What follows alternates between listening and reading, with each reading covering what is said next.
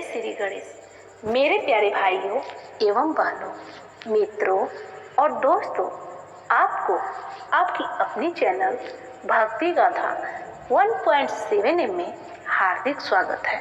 तो दोस्तों और बहनों, आज हम सुनेंगे रंभा तीज की व्रत कथा। तो आइए आज हम सुनते हैं। रावण की यूं तो 2 पत्नियां थीं, लेकिन कहीं कहीं तीसरी पत्नी का जिक्र भी होता है, लेकिन उसका नाम अज्ञात है। रावण की पहली पत्नी का नाम मंदोदरी था, जो कि राक्षस राज मायासुर की पुत्री थी। दूसरी का नाम धन्यमालिनी था और तीसरी का नाम अज्ञात है। ऐसा भी कहा जाता है कि रावण ने उसकी हत्या कर दी थी। रावण ने अपनी पत्नी की बड़ी बहन माया पर भी वासना युक्त नजर रखी थी। इसके अलावा रावण ने विष्णु भक्त तपस्विनी वेदवती का शील भंग करने का प्रयास किया था, जिसके चलते उन्होंने अपनी देह त्याग दी और रावण को श्राप दिया कि एक स्त्री के कारण ही तेरी मृत्यु होगी। मान्यता अनुसार उसी युवती ने सीता के रूप में जन्म लिया था। रावण और रंभा वाल्मीकि रामायण के अनुसार विश्व विजय करने के लिए जब रावण स्वर्ग लोक पहुंचा तो उसे वहां रंभा नाम की अप्सरा दिखाई दी। कामातुर होकर उसने रंभा को पकड़ लिया। तब अप्सरा रंभा ने कहा कि आप मुझे इस तरह से स्पर्श न करें। मैं आपके बड़े भाई कुबेर के बेटे नल कुबेर के लिए आरक्षित हूँ, इसलिए मैं आपकी पुत्र वधू के समान हूँ। लेकिन रावण ने उसकी बात नहीं मानी और रंभा से दुराचार किया। यह बात जब नल कुबेर को पता चली तो उसने रावण को श्राप दे दिया कि स्त्री के मन के बिना छूने से, जबरदस्ती करने से रावण की 100 भागों में उसका सिर बट जाएगा। रंभा तीज व्रत, रंभा तृतीया व्रत शीघ्र फलदायी माना जाता है। रंभा तृतीया व्रत ज्येष्ठ शुक्ल तृतीया को किया जाता है। इस दिन विवाहित महिलाएं अपने सुहाग की लंबी उम्र, बुद्धिमान संतान पाने के लिए यह व्रत रखती हैं। कुंवारी कन्याएं अच्छे वर को प्राप्त करने के लिए रंभा तीज का व्रत करती हैं। हिंदू मान्यता के अनुसार सागर मंथन से उत्पन्न हुए 14 रत्नों में से एक रंभा भी थी। रंभा बेहद सुंदर थी।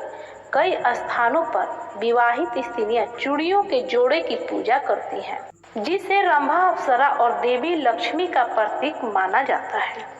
पूजन के समय ओम महाकाल्य नमः, ओम महालक्ष्मी नमः, ओम महासरस्वती नमः आदि मंत्रों का किया जाता है जाप। रंभा तृतीया का व्रत शिव पार्वती जी की कृपा पाने, गणेश जी जैसी बुद्धिमान संतान तथा अपने सुहाग की रक्षा के लिए किया जाता है। कहते हैं कि रंभा का जन्म प्रकव्य समुद्र मंथन से हुआ था, इसलिए उसे लक्ष्मी स्वरूपा भी कहा जाता है। लेकिन एक अन्य मान्यता अनुसार रंभा के पिता का नाम कश्यप और माता का नाम प्रधा था। एक बार विश्वामित्र की घोर तपस्या से विचलित होकर इंद्र ने रंभा को बुलाकर विश्वामित्र का तप भंग करने के लिए भेजा, लेकिन ऋषि इंद्र का षड्यंत्र समझ गए और उन्होंने रंभा को 1000 वर्षों तक शिला बनकर रहने का श्राप दे डाला। वाल्मीकि रामायण की एक कथा के अनुसार एक ब्राह्मण द्वारा यह ऋषि के श्राप से मुक्त हुई थी, लेकिन स्कंद पुराण के अनुसार इसके उद्धार के श्रेष्ठ मुनि बताए गए हैं, जिनके छोड़े बाण से यह शिला रूप में कन्मी तीर्थ में गिरकर मुक्त हुई थी।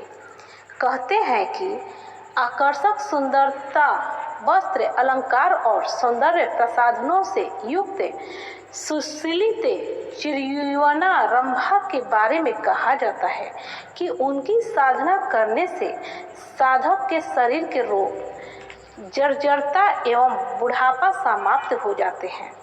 माना जाता है कि अप्सराएं गुलाब, चमेली, रजनीगंधा, हर श्रृंगार और रात रानी की गंध पसंद करती हैं। अप्सरा साधना के दौरान साधक को अपनी यौन भावनाओं पर संयम रखना होता है, अन्यथा साधना नष्ट हो सकती है। संकल्प और मंत्र के साथ जब साधना संपन्न होती है तो अप्सरा प्रकट होती है। तब साधन उसे गुलाब के साथ ही इत्र भेंट करता है। उसे फिर दूध से बनी मिठाई, पान आदि भेंट दिया जाता है और फिर उससे जीवन भर साथ रहने का वचन लिया जाता है। ये चमत्कारिक शक्तियों से संपन्न अप्सरा आपकी जिंदगी को सुंदर बनाने की क्षमता रखती है। जो भी स्त्री या कुंवारी कन्याएं इस व्रत को रखती हैं, उनकी सभी मनोकामनाएं रंभा देवी पूरी करती हैं। भगवान शंकर, माँ पार्वती, माँ लक्ष्मी और भगवान गणेश की आशीर्वाद आपको मिलती है। आपकी शरीर सुंदर, रोग से दूर, कष्ट से दूर, दुख दूर और घर में सुख समृद्धि का भंडार भरा रहता है। भगवान आपकी सभी मनोकामनाएं पूरी करते हैं। कुंवारी कन्याओं को मनचाहा सुंदर वर मिलता है और जिस स्त्री की शादी हो चुकी है उनके रिश्तों में अटूट प्यार बंधा रहता है और पति की लंबी आयु होती है। सदा सुहागन स्त्रियां बनी रह। जय माँ लक्ष्मी, जय माँ सरस्वती, जय माँ पार्वती, जय रंभा देवी, जय गणेश भगवान।